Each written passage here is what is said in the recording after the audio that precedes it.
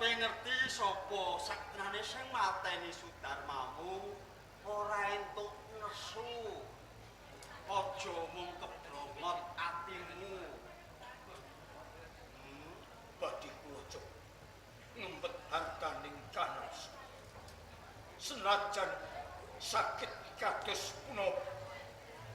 Lamun kula sampun ngertos larah-larahipun dhateng tiyang sepuh. Badhe kula pempek ati lan rasa kula kangge ngertosi kahanan. Rikono tiyang sepuh kula tasih sugih Yen siramu iso mambeng atimu bakal tak critani. Ceritane sing mateni wong tuamu rak ngene to ceritane.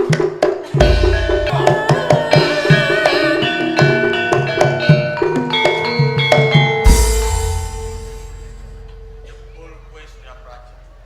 Pancen bener. Surya Praja. Kowe iki menungso sing kepiye? Ora ngelingi rikala semono. Biyen kowe iki sapa Surya Praja? Biyen kowe ora duweni pangkat lan derajat. Nanging kinapa? Sawise kita angkat dadi adipati ana ing Pasir Batang. Malah kaporo. Kowe pengen ngrebut panguwasane ing Pajajaran. Kowe iki kepiye Surya Praja? Jalaran panguwasa ing Pajajaran ora duweni adeg-adeg lan paudran. Swuh memala Data Pitana. Nglebur memala hangesti luhur. Dimen kawula ayem tentrem kemah ripah loh jinang. Kasunyatane kowe apa? Kowe mung kepengin mlendokke wetengmu dhewe. Jajah kadipaten ing sangisoring andhahanmu kowe. Nanging Surya Praja, kowe kudu eling. Antarane Pasir Batang lan Pajajaran. Pasir Batang kuwi isih kabawah perintah Pajajaran. Tak ibaratke duren musuh timur. Timone manggon ana ing Pasir Batang. Durene manggon ana ing Pajajaran. Yen to kepengin jajah panguwasa ana ing Pajajaran. Semara kelakon kowe bakal bisa kelakon. Giri lusi jalma tan kena kinira. Kalamun kowe ngias marang Surabarbraja. Tamtone baban kene. Kowe obak bakal temergaing pal. Saya ibaratnya jadi sapelik mungkin rapok. Yen to kowe rada blasto, kowe bakal ngambil boros. Us, wes. Us, dik, wes.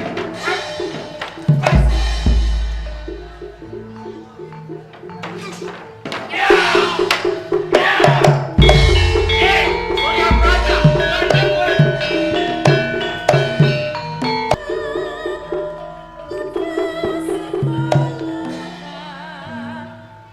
Senajan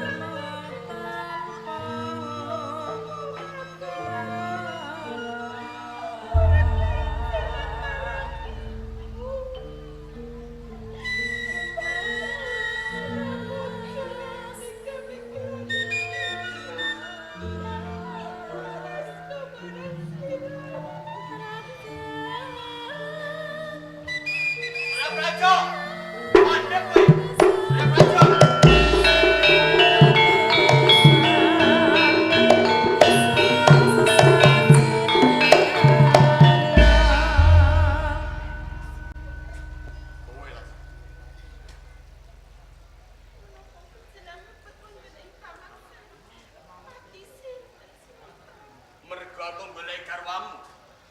Ya Surya Praja.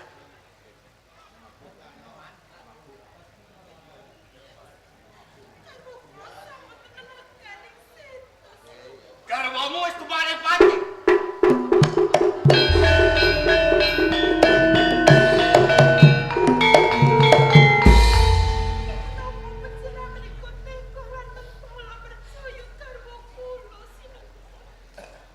Mergo garwamu Surya Praja luput.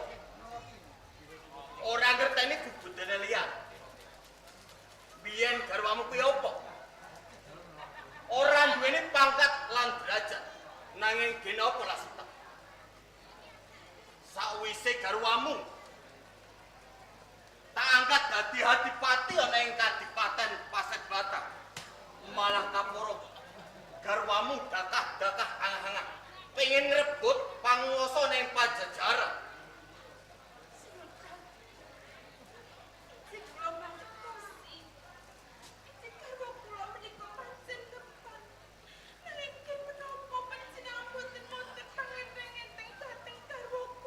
Babar pisan rono pangapura kanggo garwamu.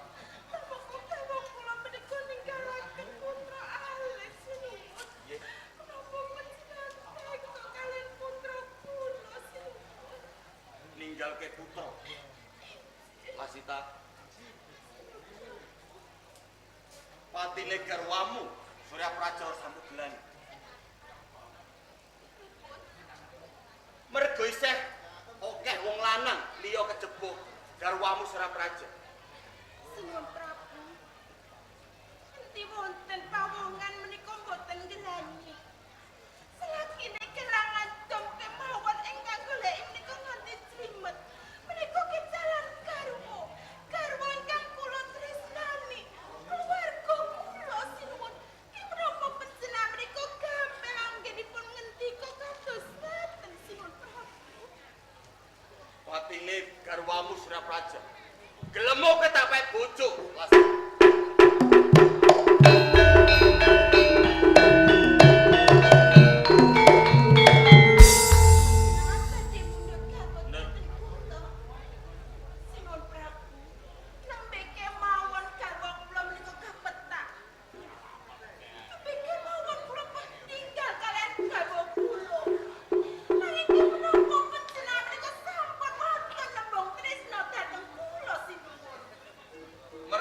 Iman lawan kowe Lasita.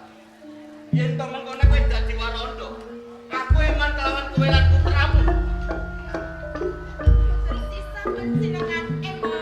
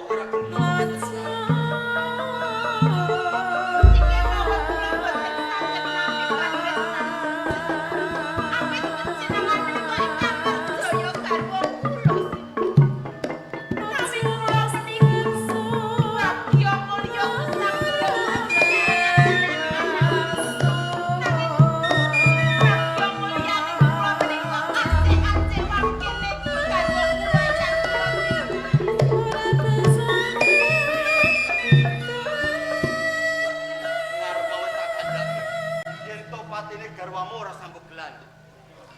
Mengko yen to putramu takon kelawan wong tuane.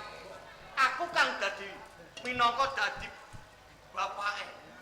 Boten kula boten badhe tresnani panjenengan. Kula namung tresnani garwa kula. Nggih. Ora gelem ngono. Sopo manes? Badhe tumindak menapa? Kaya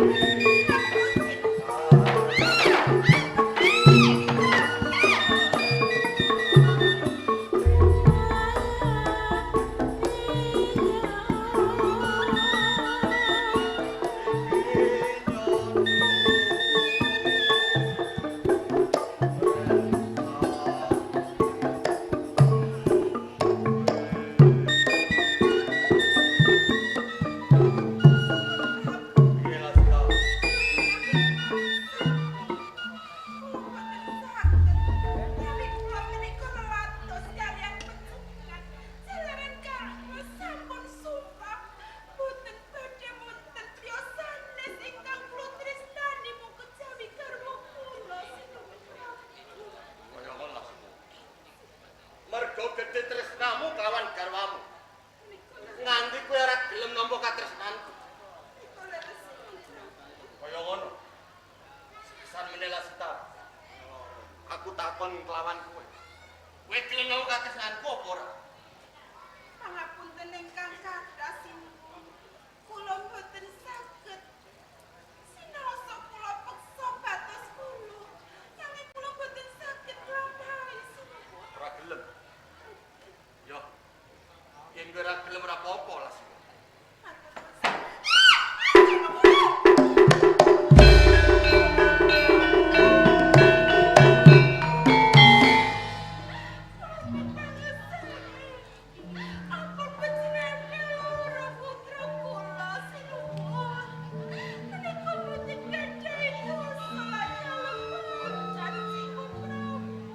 Putramu ora bakal tak katuke disane. Waton kowe gelem nampa katresnanku lah.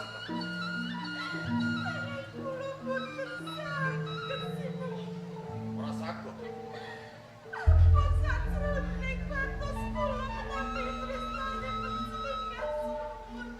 Kowe ora saged lah.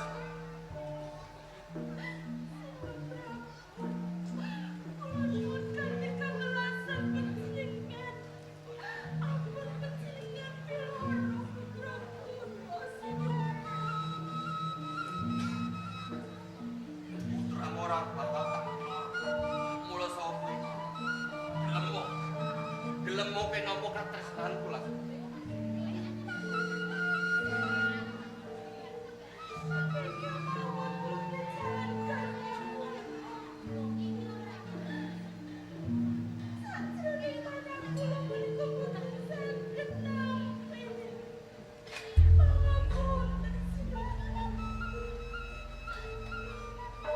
Ora gelem. Kowe ora gelem nampa katresnanku. Yo, Masita. Ojo ngluputi aku. Yen to aku tegolan mentolo kalan putramu. Yen to kowe ora gelem nampa katresnanku lah setan. Aku bakal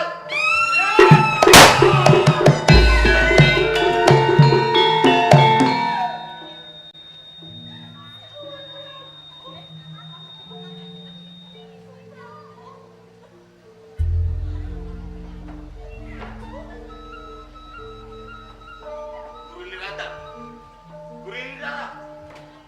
Panjenengan wonten pundi, Guru? Kula ngertos, Guru. Sedaya menika tumindakipun panjenengan. Panjenengan wonten pundi, Guru? Masita. Kabeh kowe sing marai Masita.